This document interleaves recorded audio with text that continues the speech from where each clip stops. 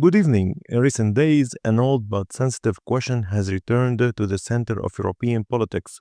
Can Europe continue to rely on USA for its security, especially amid growing political uncertainty in Washington? This debate intensified after an exchange between two prominent figures, Manfred Weber, chairman of the European People's Party, and Mark Rutte, the Secretary General of NATO. Let's start with Manfred Weber. In an interview with the German Funke Media Group, Weber openly questioned Europe's continued dependence on the USA for its security.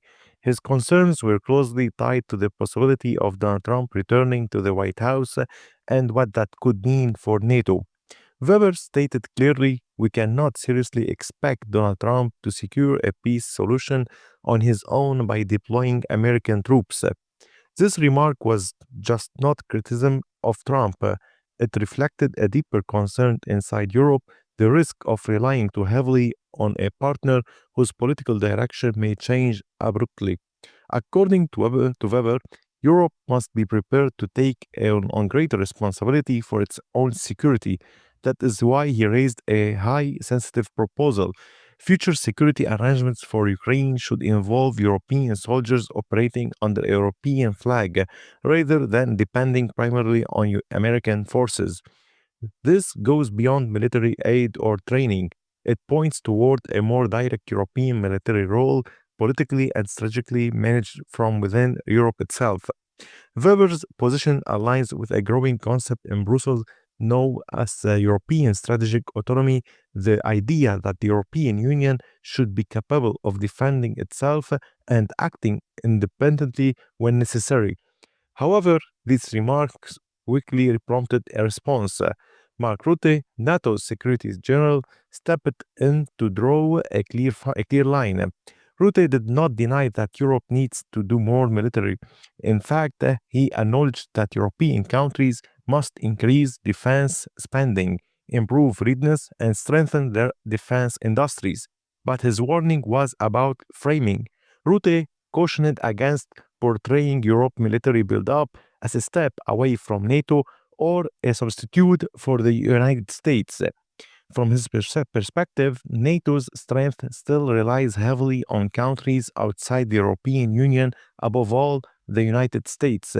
Nuclear deterrence, long range air power, global intelligence capabilities, and large scale logistics remain areas where American contributions are indispensable. In other words, even with higher defense budgets, Europe cannot realistically replace Washington's role in the near term. This creates a central paradox. Europe wants to become stronger, but it does not want and cannot afford to stand alone. The real debate inside Europe today is not about leaving NATO.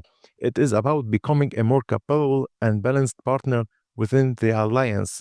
Many European leaders now agree that the full dependence on the American security umbrella is no longer comfortable or politically safe, especially given the volatility of the US domestic politics.